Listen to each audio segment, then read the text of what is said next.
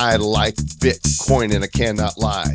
Those other monies can't deny. When Satoshi walks in with a stack so true, when I walk onto the moon, you get sprung. That's what's happening as we look at this week's big stories in Bitcoin, blockchain, AI, and NFTs. There's a lot to discuss because Bitcoin is back and Bitcoin got back. And not only is Bitcoin sexy, but we think you're kind of sexy as well. Are we flirting with you? Maybe, maybe not. But if that's what it takes to get you to stick around for this show, how you doing? This is our bad news episode number 704 of the Bad Crypto Podcast. 5, 4, 3, 2, 1, 0, ignition. Who's bad?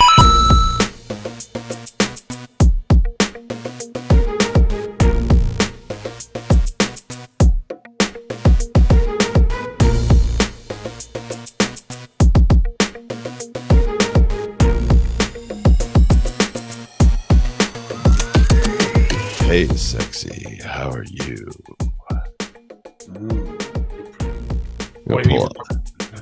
It's always awkward. Like, what? Yeah, hey. Oh, no. Oh, you're talking to them. I'm going to pull out my best Barry White. Yeah. Hey, put that away. Put that away. Don't be busting out your Barry White. Welcome to the Bad Crypto Podcast, the show for the crypto sexiest. You're here with Sir Lord Joel and Sir Lord Travis Wright. I'm going to start doing AMSR. Or is it ASMR, whatever it is, where they make those soft noises. And I was waiting. Hypnotic. It was so slow and so soft, I couldn't even hear him. That's what she said. You know what? I think we're both a little punchy because crypto is really weird right now, and Bitcoin is moving really quickly. And let's just get right to the news. Here we go.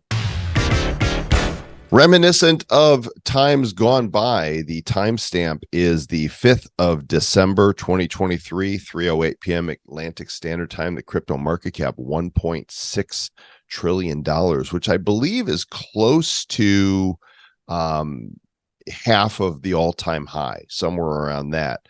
Bitcoin, $43,732, Ethereum $22.79, BNB $2.32, XRP 62 cents, Solana 61.5, Cardano 42 cents, and Dogecoin at 9.2. And by the time you hear this, who knows? It's moving so quickly, Trav.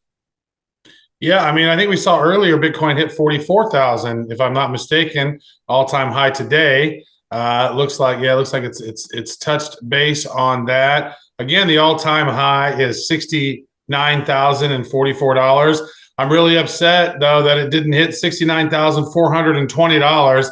I guarantee you there was so many people right there wanting to sell at $69,420 just as a joke, but it never made it there, and it is trucking. So it's hit $44,090 so far today. It's sitting at a little under that at 43.7, but this has been quite a ride, man. Even these last days, this last 7 days in crypto have been so crazy since the last time we did a show. Ordi, I've not even heard of Ordi, but it's gone up in the top 100. It's up over 200% in the last. It's a 24-hour volume of about $500 million. ORDI, not done any research on that. 208% up. That tells me something went on with that. But here's what's really crazy, Joel.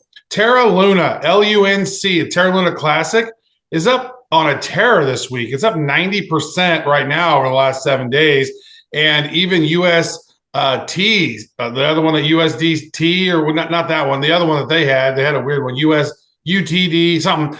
That one went off too. Luna's gone up. So something's going on. There's some people thinking that Terra's going to blow up, I guess. And then there's been almost $500 million in volume on that too. Actually, $700 million worth of action on Terra Luna Classic. So there they are. There's some people out there mining shit coins, man. They're out there mining the fields. Making sure there's no shit coin that's going unturned. Speaking of that, the lead story on CoinDesk, Bitcoin tops 42K as crypto market recovers to pre Terra levels. If you'll think back to when all this started falling apart, Terra was the first shoe to drop, right? Terra, and then Celsius, and then FTX, something around that was the order. So Terra was, the first time that we've seen since the crash that Bitcoin has recovered to that price. And it didn't take as long as I thought it would. Things are moving very quickly right now, almost in a something ain't right kind of way.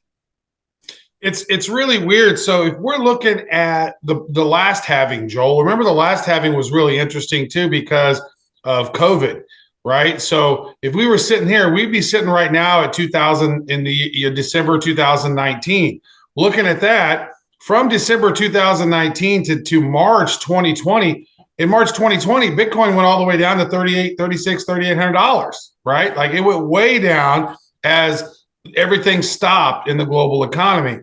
So this one seems to be doing a run up quicker than previous bull runs.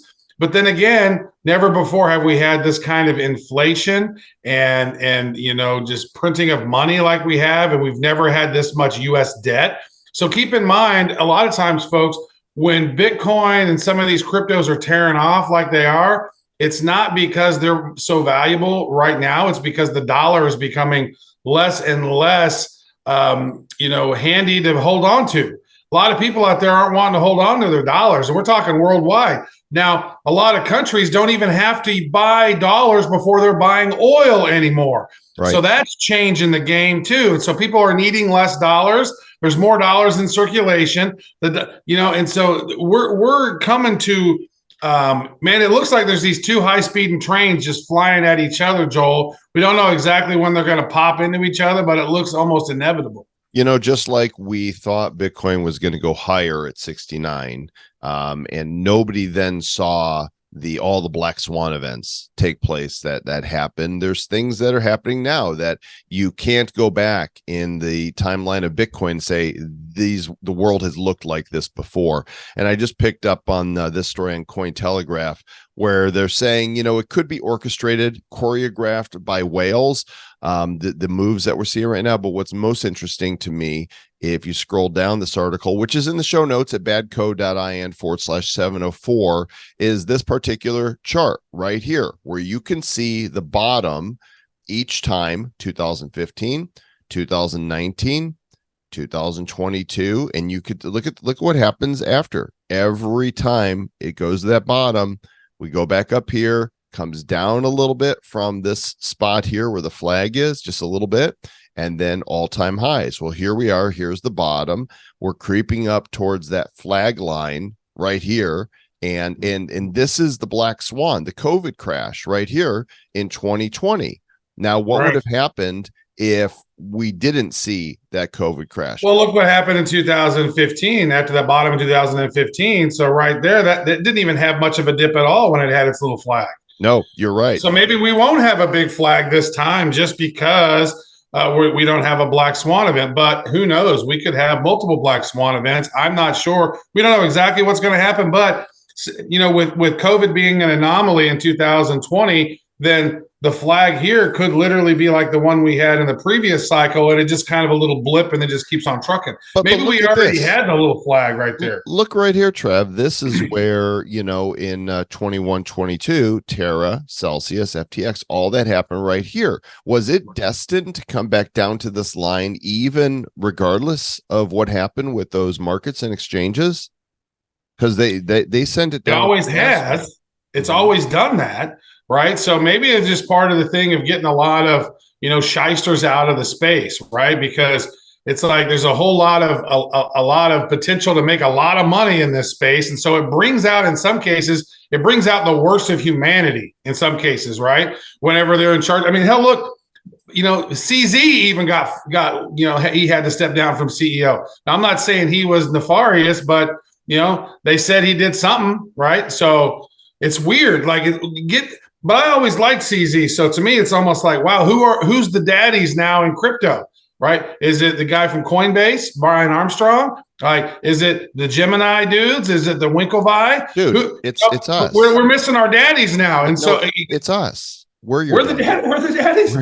It's Daddy Travi and Daddy Joel here in the back crypto, baby. We're your daddies. Well, and as you're saying, talking about speculators coming in, they are looking for DeFi, right? Where is the best yield that they can get?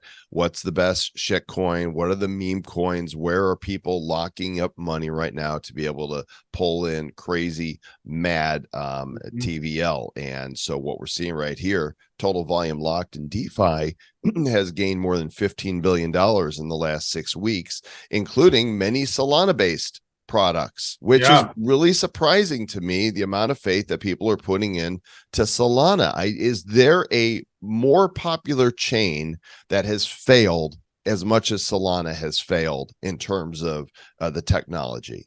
I don't think so. Not sure, but I don't know if we're going to touch base on this today or not in our notes. I'm looking through our notes here. I don't necessarily see it. Put it in. Touch that base. Well, I saw that. I'll have to find the article, or maybe you guys can go find it on your own. But I saw that that FTX is being sued for $24 billion. So, in addition to all the craziness that FTX has had happen to them, they're being sued by the federal government, and I think the SEC is suing them or something for $24 billion. So there's something going on with Solana. I mean, if you're putting money in Solana, then you got balls of steel, or something I don't know. I don't know. All I know is where there's money, there are lobbyists. And according to this story, U.S. crypto lobbying is on course for record spending this year. They've spent almost $19 million on lobbying to Congress people by the end of the third quarter, which is up $3 million from the same period last year. And they're going to be going to Capitol Hill to find those people that are going to be crypto friendly and to try to because there's no avoiding it at this point, right? For years we've had the speculation, but with us on the cusp of ETFs, this Pandora's box has been opened. Our government at this point is not going to come in and say, you can't mine Bitcoin, you can't hold Bitcoin, you can't spend Bitcoin. That's it. The boys club is adopting it, and that means they see money, which means their cronies on Capitol Hill see money, and wherever this is going to flesh out, hopefully on the side of liberty and freedom, there's no stopping it. Well, I mean, if you look at what's happened on this thing, and it really was crazy, but once Sam Bankman-Fried, he got the book thrown at him. We don't know what his penalties are going to be, but we know that he's guilty, and now we're still waiting on what the final steps on that. So that's a little bit crazy. So, some of the trash, some of the things that have been holding up the industry a little bit, I think are now being cleaned up, Joel. You know what I mean? It's like, okay, if we had this albatross around, FTX, waiting on that to resolve, that's getting resolved. They were having some problems with Binance. They figured that out. They've resolved that. I mean, the SEC's been suing crypto exchanges for violating these unknown security laws that have never truly been defined. So that's why Coinbase is spending so much money on lobbying to try to figure this stuff out, while the whole industry is waiting on this spot Bitcoin exchange traded fund. When's the ETF going to get here, right? So when's things going to be in action, right? So maybe some of the stuff, Joel, is being cleaned up. And so hopefully the lobbyists are educating people, because a lot of people who are in Congress, quite frankly, don't know jack shit about crypto and the benefits of it. And so hopefully they're getting educated. And it's not just here in the United States, it's around the world. A Swiss city by the name of Lugano now is accepting Bitcoin and Tether for taxes. You can pay all your taxes and community fees. Oh, look at that little picture they made here on Cointelegraph. It's very Swiss and Cointelegraphy. So more adoption of Bitcoin and cryptocurrency. And I had to bring this in, Trav, just to make the point that this turns out to have been a good idea for El Salvador. It was down 50% at one point from their investment high, and now they kept buying. They dollar cost average, and they are in the green. And suddenly President Nayib Bukele looks like the smartest man on the planet. Him and MicroStrategy, right? Yeah, MicroStrategy. Yeah, they actually MicroStrategy bought another, I believe, $600 million worth of that recently as well. So they're stacking up. But El Salvador now, they've not only have they made crypto, Bitcoin, such a prevalent thing within their society. I think a lot of their crime is going down as well. I think they put the lockdown on that M13, and El Salvador is becoming one of the safest countries in Latin America. I was actually watching this video of this lady who's she's very wholesome and very, she likes crypto, but she's a conspiracy theorist too, a conspiracy realist. And said, man, me and my boyfriend and my baby, we went to El Salvador. We've never felt safer someplace. It's like, wow, you wouldn't be saying that 5 years ago. That's for damn sure. No, they are going to become. They'll be the new what Venezuela was when Venezuela was the most prosperous nation before socialists and communists came in and destroyed it. This is what's going to happen in El Salvador, and this is not financial advice, but you can still buy a citizenship in El Salvador for the price of 3 Bitcoin, which now costs significantly more than it did even 6 months ago. But Bukele said, we have no intention of selling. That's never been our objective. We're fully aware that the price will continue to fluctuate in the future. It doesn't affect our long-term strategy. And they know exactly what they're doing. And I got a little side story here, Trav. I got a friend here in Puerto Rico who Rustin, who bakes amazing bread. He just makes amazing sourdoughs, focaccia bread and stuff. Right? So good. And he started a group on Signal for us locals called Satoshi. And what he does is he bakes bread every week and he posts a picture of it, and whoever wants it can claim it, and you pay for it with Satoshis. And so like I've bought several loaves, for $12 in Satoshis. And I'm like, that bread, that is so smart. What a way to save and stack sats. That $12 by doing something you love. It's going to be $100 loaf. I'm going to look back and go, I spent thousands of dollars on a few loaves of bread, but good on him. I think it's a brilliant strategy. So it's always the thing, it's like Bitcoin's not really a currency if nobody's using it to buy stuff. Right. So it's good to hold it, and it's also good to spend it and keep that energy flowing, right? Like it's the energy of the river, baby. It flows and it goes. And if you're holding on to it all the time and not letting it go, then that energy doesn't flow as much. So it flows, it's ebb and flow for sure. And it goes, and soon there's going to be a lot of FOMOs. Robinhood is seeing it. Trading has risen 75% in November, 9 figures in revenue for people trading crypto within the popular app. And I'm sure right now, they're probably breaking all kinds of records, because with this news coming out, with Bitcoin finally getting legs again, and news of the ETF people who were saying Bitcoin is dead after FTX and Celsius and all of that happened, are suddenly going, maybe we better get on that train after all. Get on the train, bitches. Time to go. Yeah, man. When you're talking about 75% month-on-month increase in trading, that's big. Now, Robinhood's, they're kind of on my list. They're not on the good list, Joel. They're on the naughty list, especially from how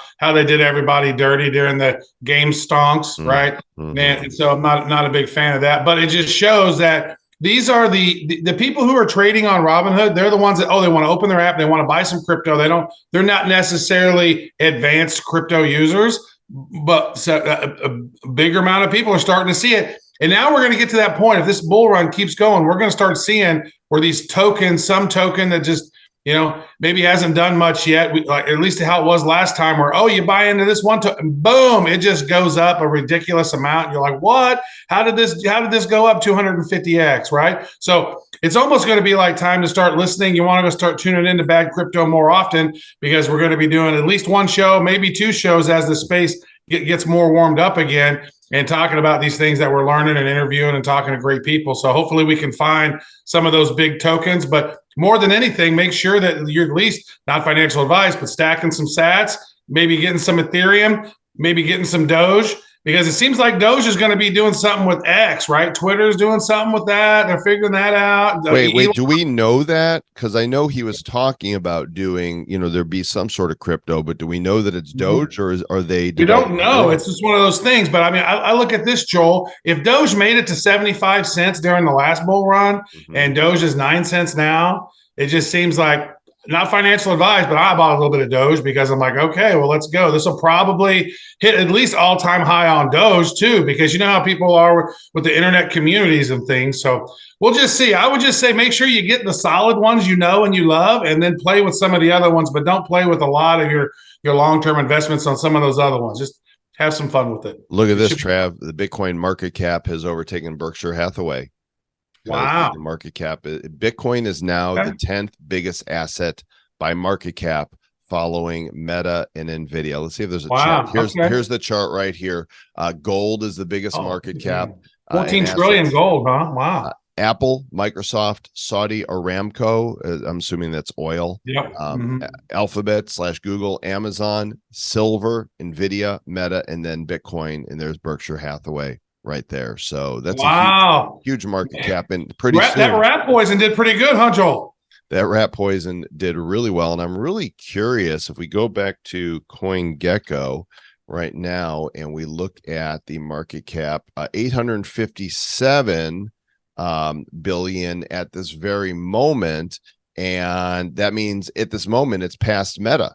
It's actually number 9 because Meta is 834 billion. So as of timestamp now, it is past Zuckerberg, which I'm a big fan of. Anything that passes Zuckerberg because he's a cuck. Meanwhile, the BlackRock ETF has received $100,000 in seed funding. Explain to me, I guess there was a filing, a fund manager basically bought iShares Bitcoin Trust, and I guess this is how they get an ETF off the ground so they can trade on a stock exchange. So somebody's already tossed a stack of money, small for, the big players, but something's happening. Somebody believes that something's about to happen. Somebody believes something, so that's good.